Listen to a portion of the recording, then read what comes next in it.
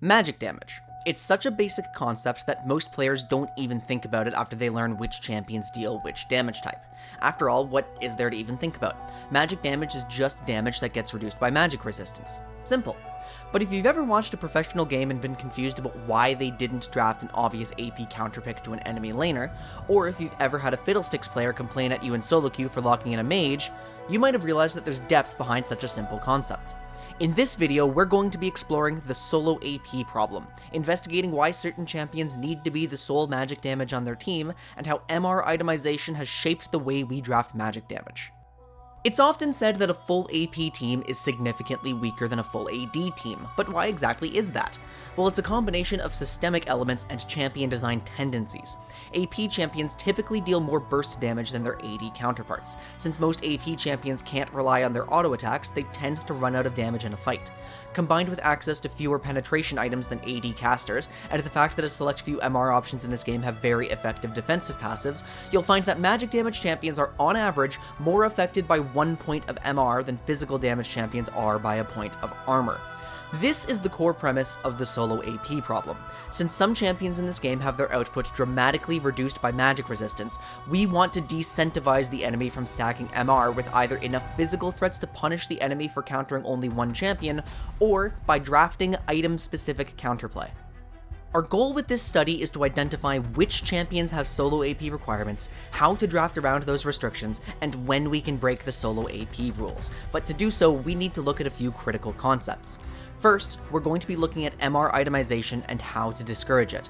Then, we're going to figure out what qualities make a solo AP champion and start sorting our magic damage dealers. After that, we'll be taking a look at the influence of the jungle role on magic damage before bringing it back to some practical itemization, touching on rigid build paths and when champions can be reasonably expected to build MR. After that, we'll have a good understanding of when solo AP conditions can be broken, and we'll see some example drafts from pro play. Now obviously, the champions labeled as solo AP champions are not the only magic damage dealers that can be majorly impacted by MR.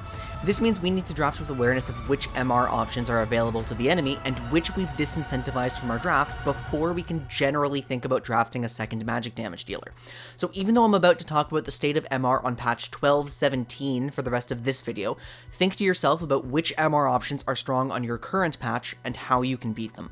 On screen now is every pure magic resist item on patch 12.17. Taking a look at their current state, 4 immediately stand out as our biggest problems. Force of Nature has incredible value for any tank or bruiser incentivized to purchase it, and worse, can even be grabbed by squishies near the end of the game if magic damage is their only major concern. Maw of Malmortius is grossly effective anti-burst that can be purchased relatively early in the game as Hex Drinker. Mercury Treads can be purchased by anyone, and probably will be if your team's CC profile is mainly stuns and roots. And Mikhail's Blessing has a shockingly high MR value for an item intended for squishy enchanters, making the enchanter harder to kill and their carry harder to lock down. These items are relatively common and do not have trivial counterplay, so we must always consider them in draft. The other options are more situational. Wit's End is only purchasable by certain attack speed carries, but is effective and easy to purchase second on those carries. Banshee's Veil has very easy counterplay. As long as you draft something that can poke it off with little risk, mages can't justify building it. Mages are the most vulnerable class to magic damage. Spirit Visage is not often a concern, but you should be concerned about it when you spot a Drain Tank Bruiser like Aatrox or a pure healing enchanter like Soraka or Yuumi. Abyssal Mask is the most niche possible item. You'll only need to consider its value if both teams have drafted too much magic damage. Finally, Quicksilver Sash is only a concern if you have some key, non-cleansable CC. No one will willingly deviate from their core items to pick this up unless it's absolutely essential. Of these options, Banshees is the item that will take the most thought in your draft because intentionally countering it is most likely to open more opportunities for drafting magic damage. Generally speaking, champions aren't going to prioritize pure magic resistance unless magic damage is their biggest problem, or the magic resist item gives them an extremely valuable effect. For most of our problem items, like Force of Nature and Maw of Malmortius, that's great news. This means that unless a durable top laner is laning against a magic damage dealer, having strong physical damage dealers will discourage early purchases of these items. A strong marksman means we're more likely to see Frozen Heart or Death Stance instead. However, item effects can be a problem.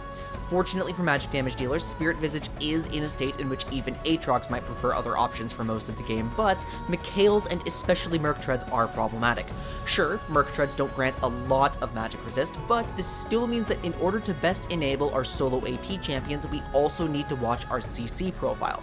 We can't always guarantee that we're drafting predominantly knockups, but it does help. Now, it's time to identify our solo AP carries. Every magic damage dealer in the game appreciates being the only source of magic damage on their team. Obviously, if the enemy won't build MR, any mage will be happy about that. This also means that even if a magical carry isn't labeled a solo AP champ, sometimes they should be the only magic damage on their team. It's a nuanced thing and we'll see examples later. Not being labeled a solo AP champion just means that it's sometimes okay to double up on magic damage with these champions. If you remember how I introduced the problem, I talked about how magic damage champions are generally more affected by MR than physical damage champions are by armor because they tend to run out of damage.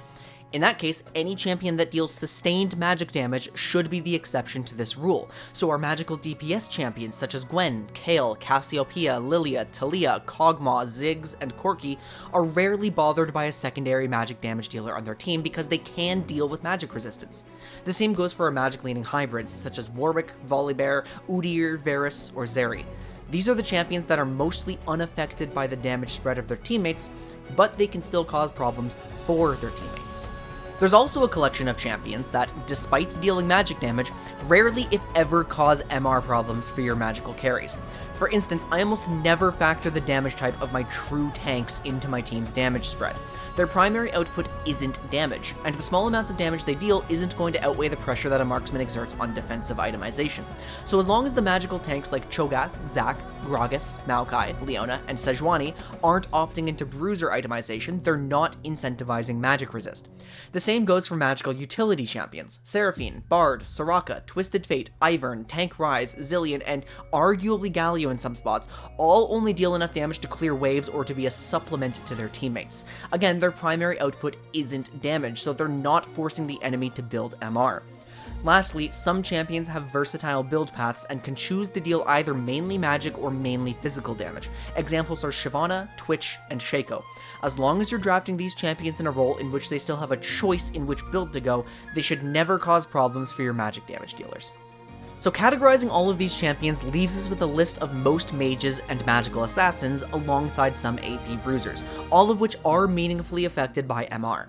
So to figure out which of these champions truly cannot beat a Hex Drinker and need a team full of physical damage dealers to counter anyone brave enough to purchase it, let's compare two extremes, Fiddlesticks and Orianna. Fiddlesticks is a champion who relies entirely on setting up and gaining high value from his very committal ultimate. His ultimate is almost his entire output as a champion, and if it's not getting value, Fiddlesticks is not getting value. He will just be killed.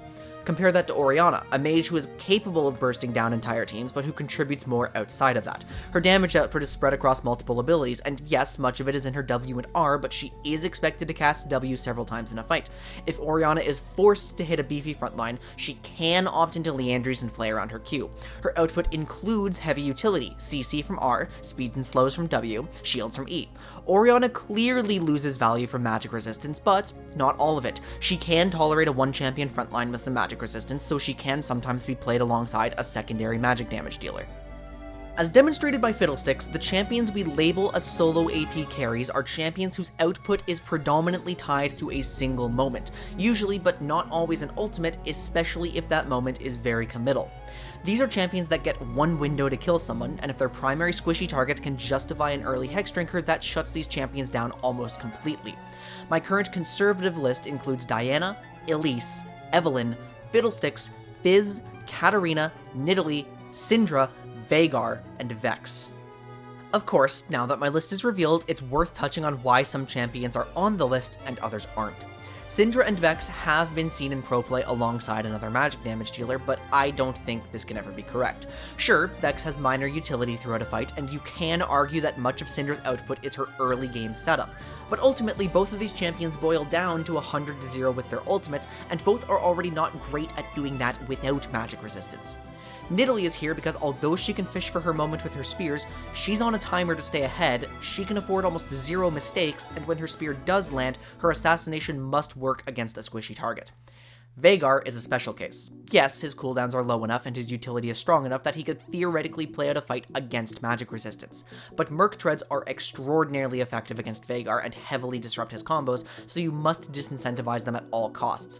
And if there's excessive magic resistance in the game, then Veigar is forced to purchase M-Pen instead of effective HP, which he prefers. Now he can't even counter Merc Treads with Anathema's chains. Alternate builds and playstyles can keep a champion off the solo AP list. Annie avoids a placement here because her Bruiser Tibbers builds and natural utility can situationally give her value. Diana is almost always on the solo AP list because she's usually optimized around her ultimate, but certain metas that emphasize her attack speed, stickiness, or durability can take her off temporarily. Some champions avoid a placement on the solo AP list because of their presence before teamfights. LeBlanc does struggle into MR, but she's unique among assassins for having a non-committal poke pattern and strong utility, so she can play for attrition against the backline. Zoe has the means to bypass the front line.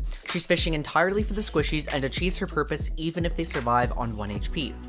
Some champions who look like they should be classified as solo AP champions aren't because they can bypass the champions capable of building MR, provided that the MR options of their core targets have been beaten. Echo just needs 1 or 2 targets, and he's still providing stun coverage for his fellow divers against the more durable foes. Kennen looks like he really should be a solo AP champion, and frankly, when he's in a weak state, he does make the list. He's basically honest Fiddlesticks. So why is he allowed to see play in double AP drafts when Fiddlesticks isn't?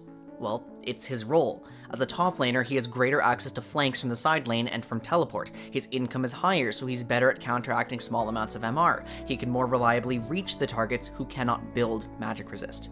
A similar but different problem is the weird case of Karthus, who in some drafts is a short-ranged, sustained damage monster, but who in others has his value completely linked to his ultimate, which would classify him as a solo AP carry. You'll notice, in most cases in which Karthus does find consistent Q value, he's a laner. Kennen, Fiddlesticks, and Karthus introduce us to some of the problems imposed by the jungle role. Jungle's problems are twofold. First, as an AP jungler, your output is predominantly damage, so you're expected to carry, but you're not given the same amount of resources as a laner. Even though some AP junglers do have similar access to raw pen as laners, they just don't get as many items. So if they need to do more damage with fewer items, it's even more important that the enemy isn't incentivized to build magic resistance. Jungle Karthus doesn't have as many opportunities to trade with his Q and relies on his ult dealing big damage. Jungle Gragas needs his full burst combo to hurt. This is another major reason why Nidalee makes it onto my solo AP list. Lilia and sometimes Talia are the only 2 AP junglers who avoid this problem, since both have strong utility and magical DPS. Second, much of the standard jungle pool includes low-income bruisers like Trundle, Viego, Xinjiao, Wukong, Jarvan, and Poppy. Since these champions are only expecting to have 2 items, their second is almost always a defensive item, and these are some of the best users of Force of Nature and Maw of Malmortius. Junglers are both more harmed by magic resistance and tend to be able to purchase it more easily than any other role. I'm a huge support mage enthusiast, so it's worth touching on the support role. Viable support mages either have heavy utility in their kits, or are first strike users, allowing them to rush towards their mythic, which is the only item they need. Because they're not expected to carry the same way as AP junglers, they never need to be solo AP carries, though champions like Brand, Rumble, and Karthus might still appreciate it. That said, they're also the most likely to impose problems on a core AP carry's damage because they do always boost enemy MR value. I will always advocate for support mage viability, but I will also be the first to warn players to lock them in responsibly. Obviously, not a single thing I said in this entire video matters if no one on the enemy team can build magic resistance. So let's bring this back together by looking at some practical itemization. In the early game, champions are going to be focused on itemizing against their direct opponent where possible, which may influence their boot choice. Play top lane for 1 game, and just watch how eager those players are to rush Merc Treads, Negatron Cloak, or Hex Drinker. Worse, true split pushers are only ever itemizing against champions they expect to be interacting with. This can cause problems if you have both a magical top laner and jungler. Pure tanks will build unavoidable magic resistance. It's in their mythics and they cannot choose to skip it. But many of the champions with the luxury to build early defenses are top laners in lane and junglers on second item. There are a few exceptions, of course, of squishier champions with access to early Banshees, Mikhails, Hex Drinker, or Wit's End, but crit ADCs need their Infinity Edge spike, so Hexdrinker or QSS justification has to be really strong to detour into it.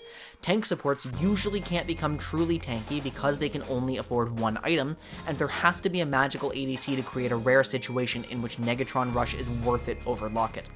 As mentioned, mages can lose access to their Banshees against champions that naturally beat it, and any random champion can just have a rigid 2-item core that they should rarely, if ever, deviate from.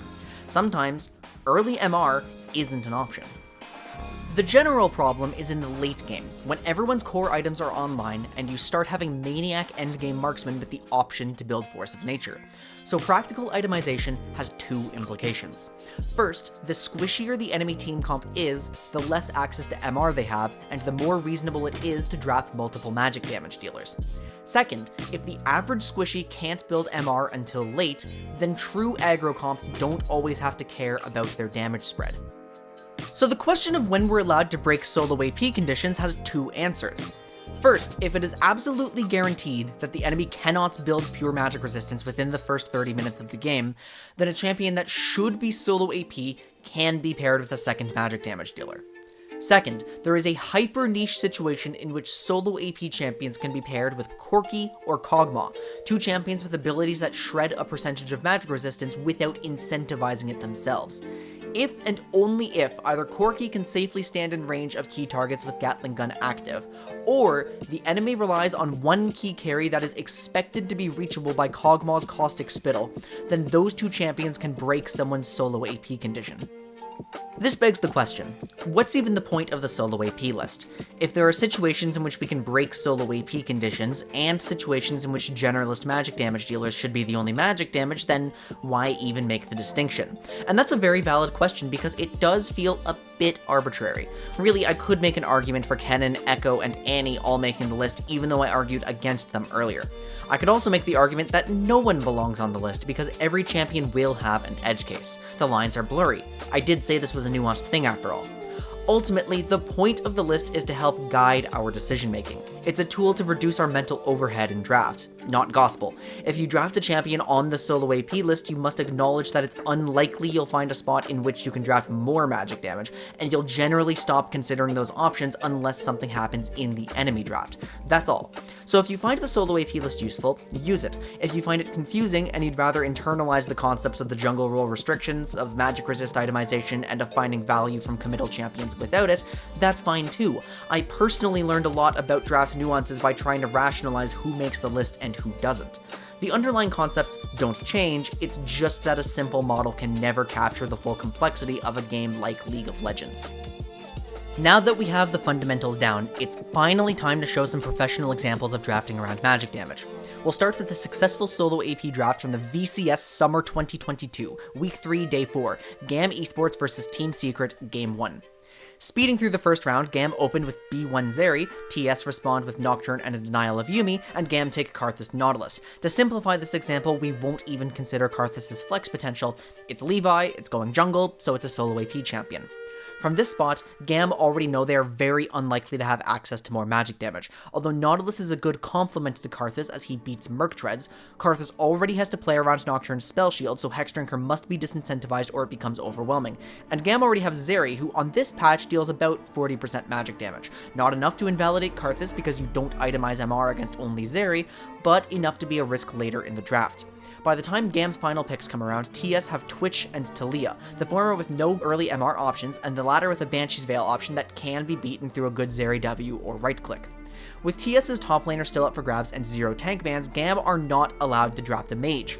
Instead, they close with Tristana mid and Gnar, and are responded to with Irelia. Had GAM not drafted around their solo AP conditions, this volatile draft could have been even harder to play. Karthus already has low setup and key cooldowns to play around, so imagine what happens if Irelia has access to early MR and her W.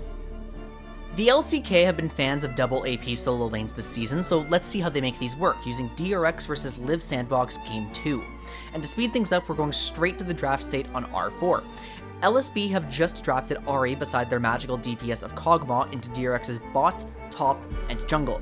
2 of those picks still have good MR options, but Ahri provides primarily wave clear and catch potential for Kog'Maw or Wukong, so she doesn't care too much about the frontline's MR, and DRX's remaining picks are for their support and mid.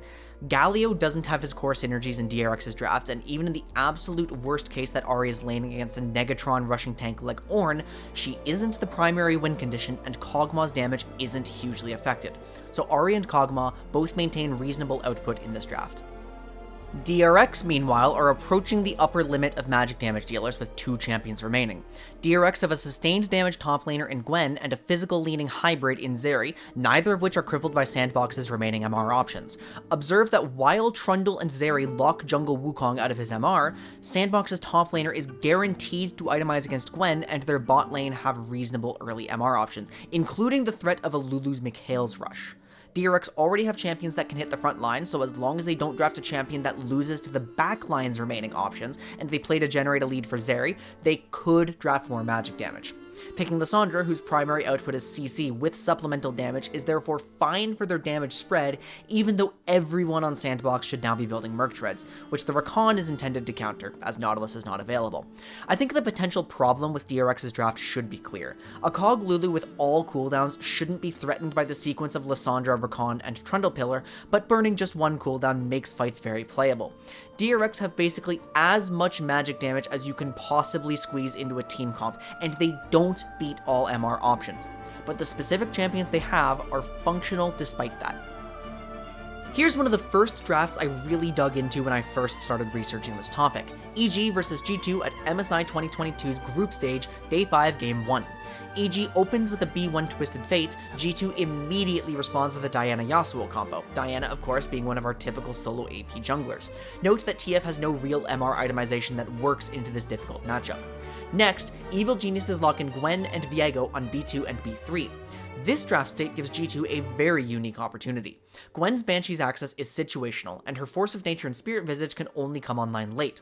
And Viego's outstanding MR itemization is choked out by the Yasuo. He cannot avoid interaction with Yasuo or G2's future marksman, so he must build Death Stance. So if EG have locked in 3 squishies as their top, mid, and jungle, that leaves only their bot lane, who are near guaranteed laning against physical damage and who don't have many champions with legitimate early MR. This means that in this specific draft, Yasuo and G2's future marksmen fully disincentivize MR, allowing G2 to break Diana's solo AP condition with a Vladimir counterpick on R3.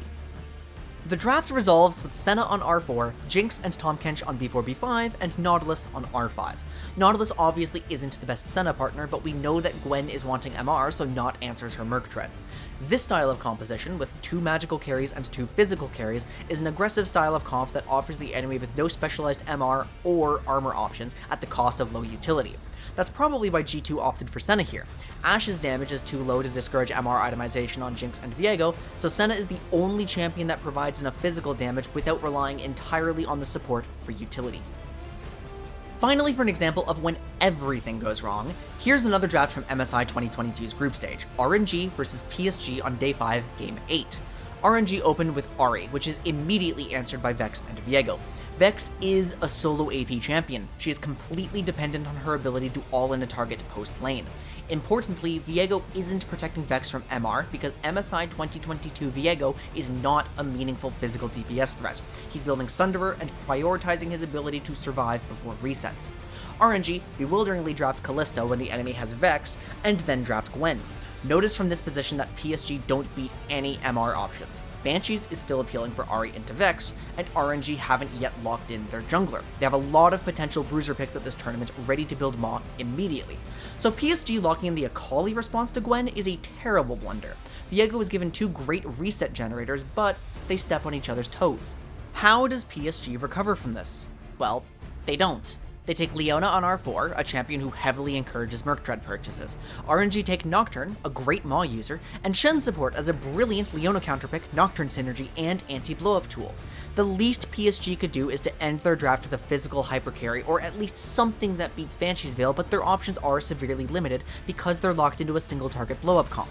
This draft is technically salvageable. Jinx synergizes with PSG's compositional style and has Rocket to close Vex's failed kills at the cost of a weaker lane. Draven introduces volatility but has a winning bot matchup and would be a physical reset generator for Viego. Even Misfortune is a possible Hail Mary pick with a hugely winning lane, though she struggles into Nocturne and bails on her team comp style. They end up with Kai'Sa, a champion who would look fine here if she weren't a hybrid with a 40% magic damage split. Kai'Sa's W is far too slow to be a reliable Banshee popper, and not a single MR option for RNG is beaten by PSG's draft. Kai'Sa is going to be fine on damage, but the solo laners are doomed. RNG were already favored to win this game, but their victory was nearly guaranteed by poor awareness of magic damage in draft. PSG have too many champions that lose most of their value. Magic damage in competitive League of Legends has a lot more depth than you would expect, and when I started diving in, I did not anticipate getting myself into a research project that would last several months.